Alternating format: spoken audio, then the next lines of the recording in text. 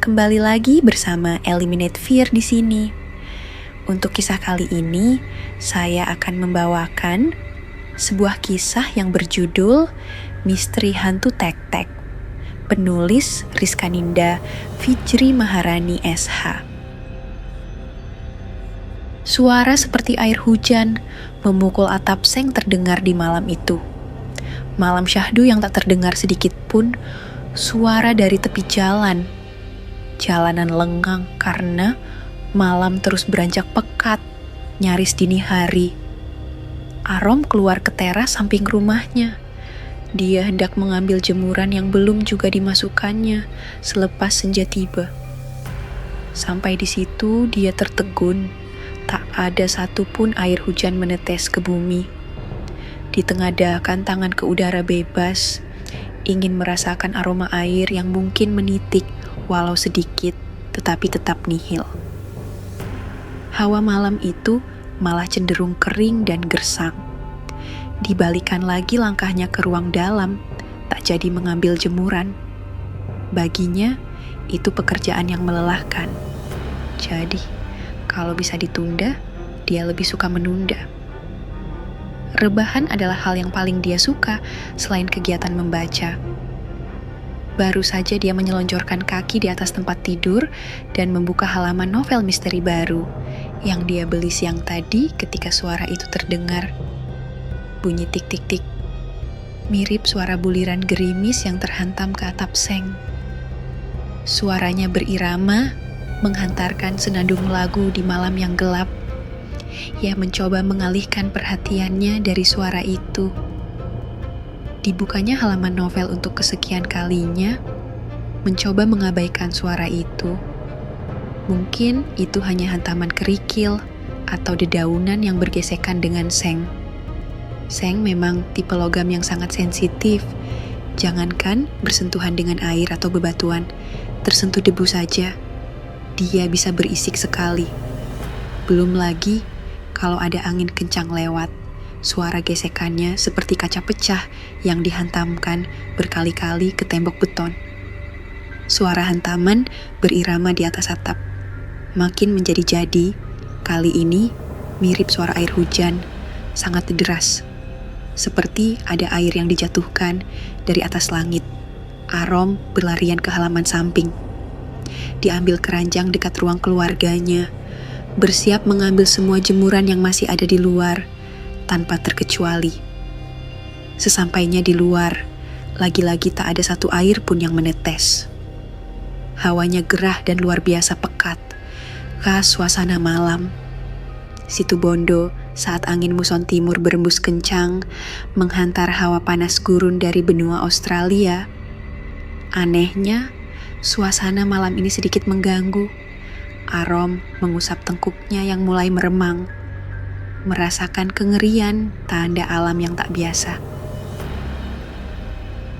Tek-tek suara kaca jendela yang seperti dilempari batu bergema di udara. Awalnya hanya suara ringan, makin lama makin berisik. Seperti ada anak kecil yang usil, sengaja mengganggunya. Anak siapa sih ini?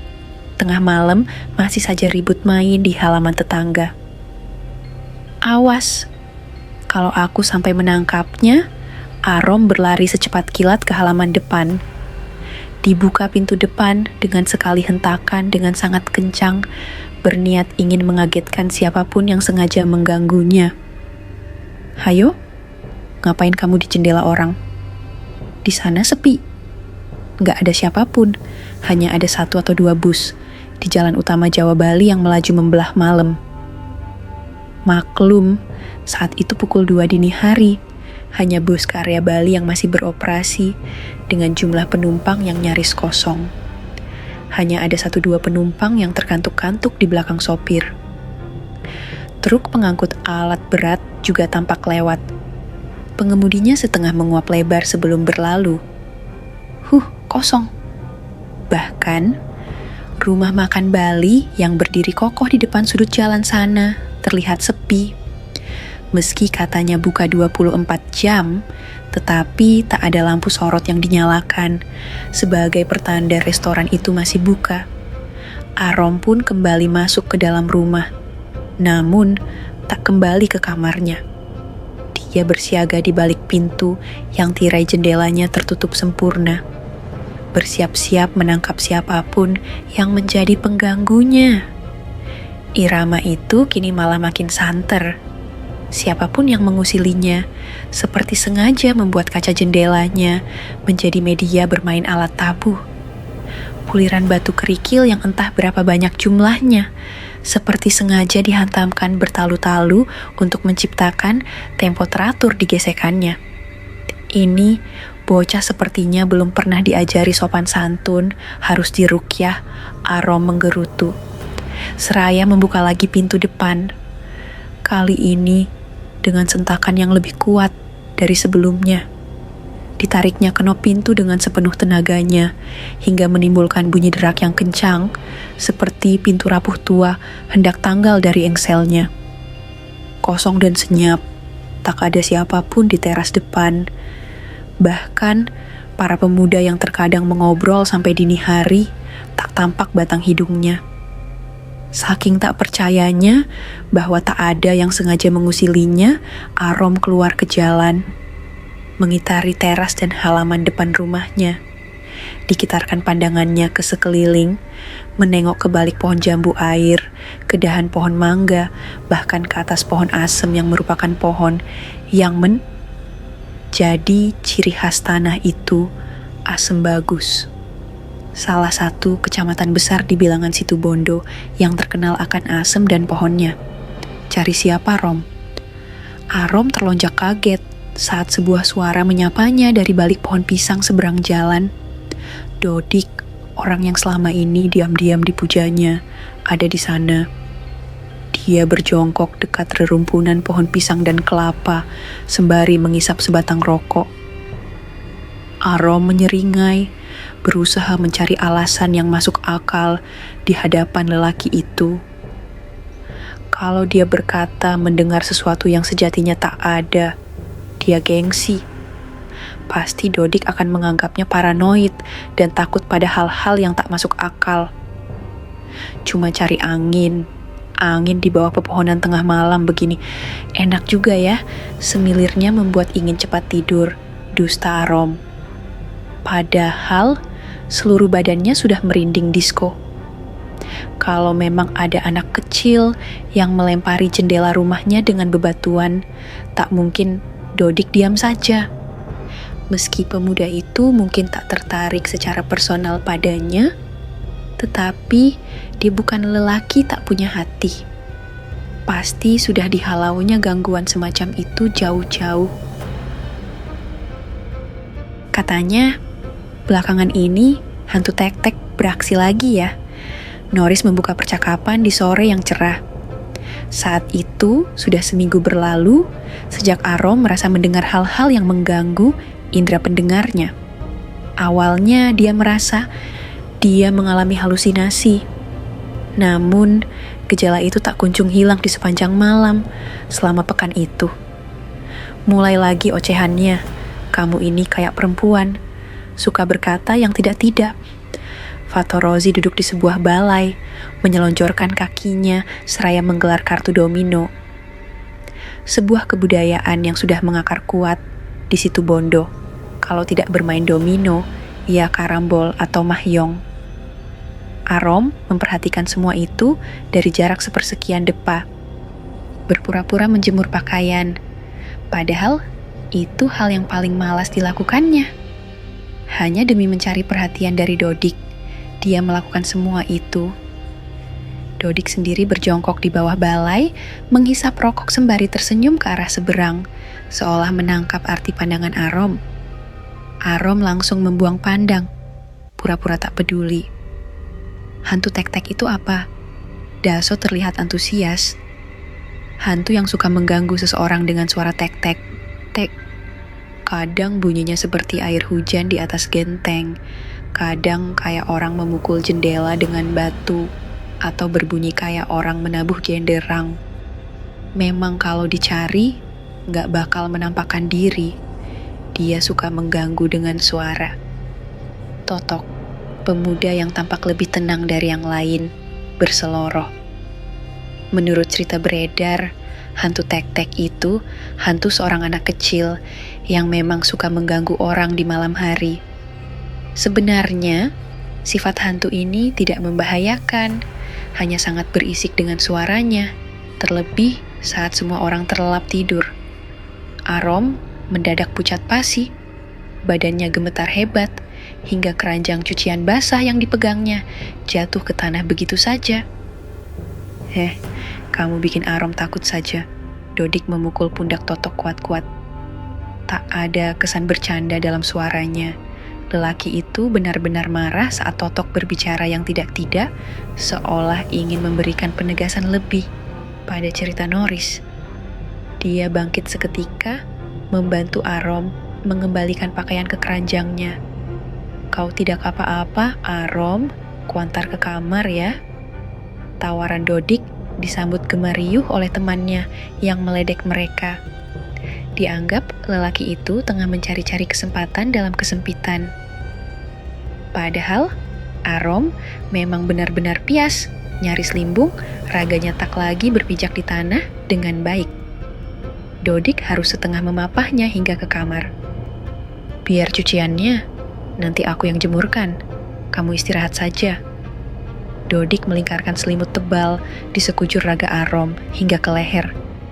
Diambilnya segelas air putih dan beberapa bungkus roti diletakkan di samping nakas.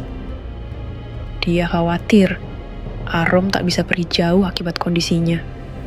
Jangan pergi, aku takut dia kembali. Arom mencekal lengan lelaki itu kuat-kuat. Siapa?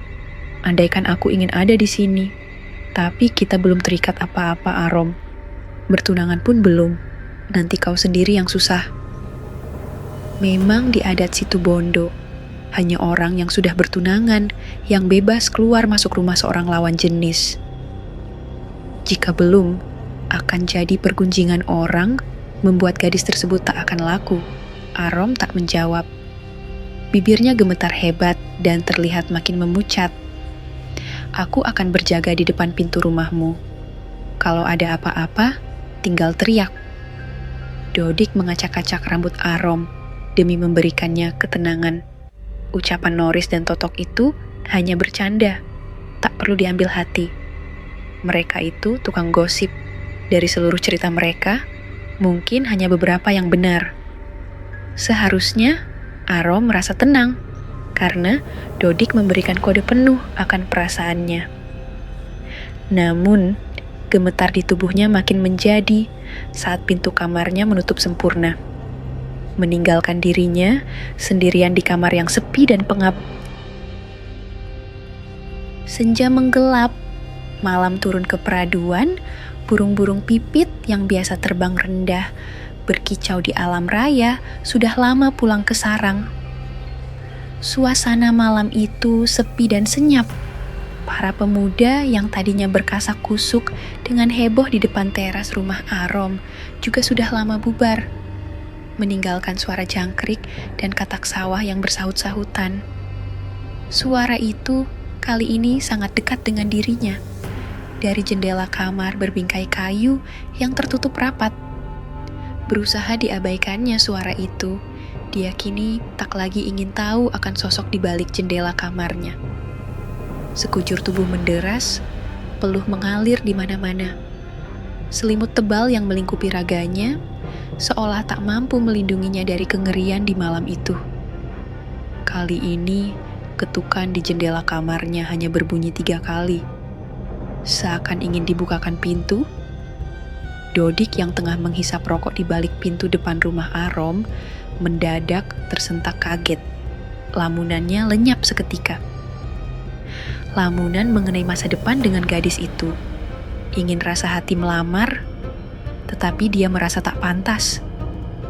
Arom orang berpendidikan, tamatan sarjana, sedangkan dia hanya lulusan SMA. Mungkin Arom tak memandang lebih padanya. Dia berlari sekejap, secepat mungkin berusaha menggapai pintu kamar Arom. Teriakan itu juga didengar oleh Doso, yang kebetulan waktu itu juga belum pulang. Diikuti langkah Dodik sampai ke ujung kamar. Arom langsung berlindung di pelukan Dodik, sama sekali tak peduli akan sanksi sosial yang mungkin diterimanya dari masyarakat setempat. Berani peluk cium dengan lelaki yang bukan apa-apanya. Ada apa? Cemas Dodik. Di jendela, Doso membuka jendela kamar yang tadinya tertutup rapat. Menghantar hawa dingin yang tak biasa, dibentangkan jendela itu lebar-lebar di kedua sisi agar Dodik dan Arom bisa melihat ke arah yang sama. Kosong, hanya ada suara jangkrik dan katak sawah yang saling bersahutan. Beberapa menit mereka ada di sana, sampai Arom merasa nyaman lagi. Tidurlah Rom, besok pagi aku akan mengecek keadaanmu lagi, janji Dodik. Dia berbalik arah sebelum memastikan mata Arom sudah terpejam sempurna. Hei Doso, jangan bilang pada siapa-siapa ya. Ya, aku tahu. Rahasia kalian aman padaku. Arom akan lebih dari baik-baik saja. Apa kau percaya pada apa yang dikatakan oleh Noris dan Totok sore tadi? Dodik berbisik penasaran, khawatir Arom akan mendengar percakapan mereka. Tentu saja aku percaya. Sebenarnya, itu adalah jin yang ingin memberitahu pada manusia dengan suara. Makanya, dia enggan menampakkan diri.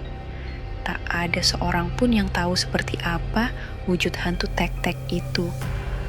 Hingga detik ini terornya murni melalui suara. Memberitahu dengan suara. Apa dia ingin menyampaikan sesuatu? Dodik berkernyit tak mengerti dengan penjelasannya itu. Ya, dia memberitahu soal adanya jenazah. Suara yang ditimbulkan dan berbunyi tik-tik atau tek-tek itu dihasilkan dari gesekan tulang belulang. Jin itu memukul tulang-tulang untuk memberitahukan pada manusia bahwa di tempat tersebut terkubur jenazah. Biasanya jenazah korban pembunuhan di masa lalu yang dikubur secara sembunyi-sembunyi. Jadi, sebenarnya solusinya simpel buat mengusirnya. Cukup baca doa agar jenazah itu merasa tenang. Jin seperti yang dikenal dalam keyakinan kita, bukan arwah penasaran. Dodik mengamati ekspresi Arom yang jatuh tertidur sepenuhnya. Khawatir perempuan itu terbangun lagi karena suara berisik mereka. Doso mengangguk lirih. Cuma karena seringnya mengganggu manusia, timbul urban legend di kalangan masyarakat. Awal mulanya di Jawa Tengah bagian selatan dan barat. Semakin ke sini, semakin meluas, bahkan hingga ke Jawa Timur. Hantu tek-tek memang sering ditemukan pada rumah-rumah seperti ini. Dekat dengan persawahan, mereka terus bercakap-cakap mengenai misteri hantu tanpa penampakan di balik jendela rumah Arom. Selepas mereka berdua berlalu, suara itu kembali berkumandang di jendela. Tek-tek-tek. Sekian untuk kisah kali ini. Terima kasih sudah mengikuti cerita ini dari awal sampai akhir. Kita ketemu lagi di cerita selanjutnya. Dan buat kalian yang baru bergabung, jangan lupa untuk like, share, komen, dan subscribe channel ini. Dan nantikan cerita horor lainnya hanya di Eliminate Fear.